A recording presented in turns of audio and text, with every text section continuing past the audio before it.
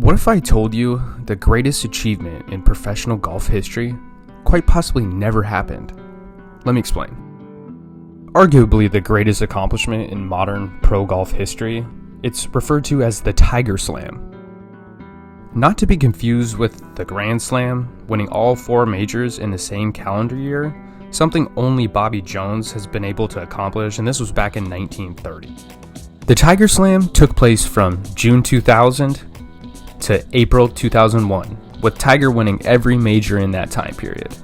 Now, the argument can be made that the Tiger Slam is much more difficult to task, given the 8-month gap between the completion of the 2000 PGA Championship and the start of the 2001 Masters in April. Now, every opportunity the media had to grill Tiger about the potential history he'd be making if he could win the Masters, that had to be a huge amount of pressure on Tiger, and 8 months is plenty of time to have a dip in form if you're not playing any major championships in that time. Before I get into the controversy, let me set the stage for what some have called the greatest and most dominant display of golf ever witnessed.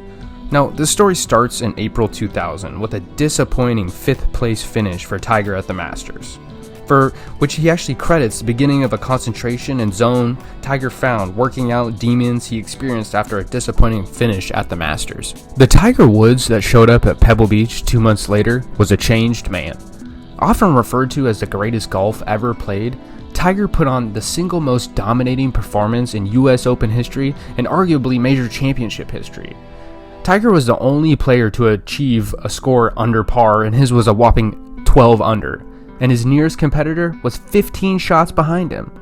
The numbers speak for themselves, definitely the best performance in US Open history, and not a single other player on the same planet with Tiger Woods. After literally steamrolling the competition at Pebble Beach, Tiger arrives at the Old Course in St. Andrews, the undisputed home of golf, with one thing on his mind: win the British Open, with this being the only major he hadn't won at least once. With a solid opening round of 67, Tiger found himself comfortably in second place. With a second round 66, Tiger started to pull away from the field, never looking back. Finishing the Open with a record-breaking 19 under par, a record for all major championships that actually stood until 2015 when Jason Day won the PGA Championship at -20. And the champion golfer for the year, Tiger Woods. The captain of the R&A tournament, the Open Championship at St. Andrews, the home of golf. It's been a very special week. By far, the stiffest test Tiger Woods would face in this incredible run of form came at the 2000 PGA Championship, and specifically from Bob May. Now, Tiger finished the first 3 rounds with at least a share of the lead, and Bob May was sitting 1 shot behind him heading into the final round. Now, well into both players' final rounds, May had actually flipped the script on Tiger and held a 1-shot lead going into the par 4 15th hole. Now, Tiger gets out of position on the 15th and has to settle for a par, and Bob May goes in for the kill. He sets his second shot up to 4 feet and has a 4-foot birdie putt to take a 2-shot lead with 3 holes to play. Now, Bob couldn't convert that 4-foot putt, and I'm sure it haunts him to this day. Maintaining his 1-shot lead going into the 16th hole, both players end up parring 16, and Tiger actually evens the score with a birdie on 17 and May settling for a par.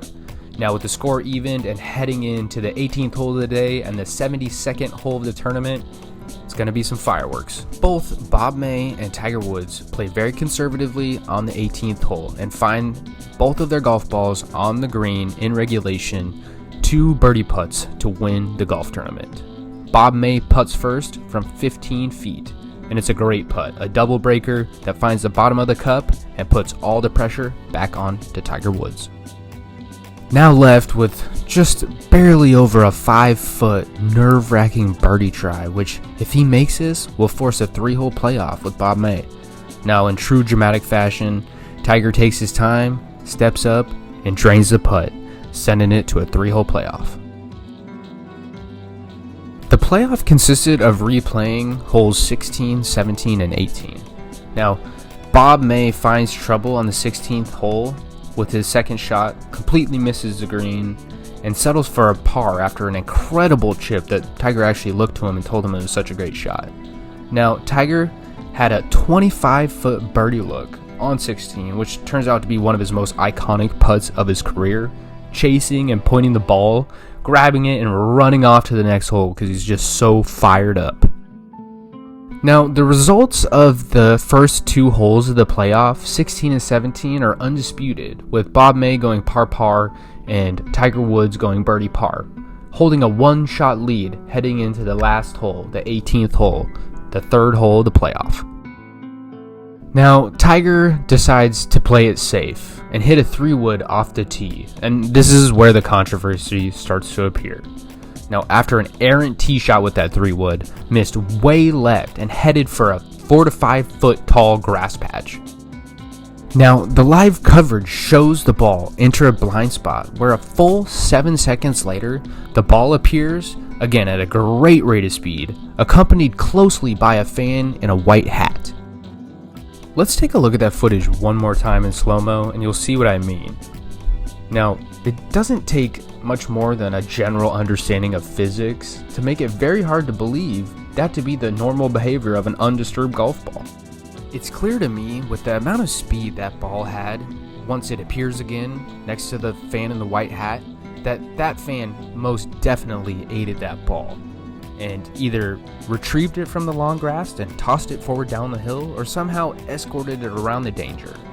It seems very unlikely that that ball took that path naturally. If that ball had not been intervened with, it would have most certainly found that long grass, and if they even were able to find it, it would have possibly led to an unplayable.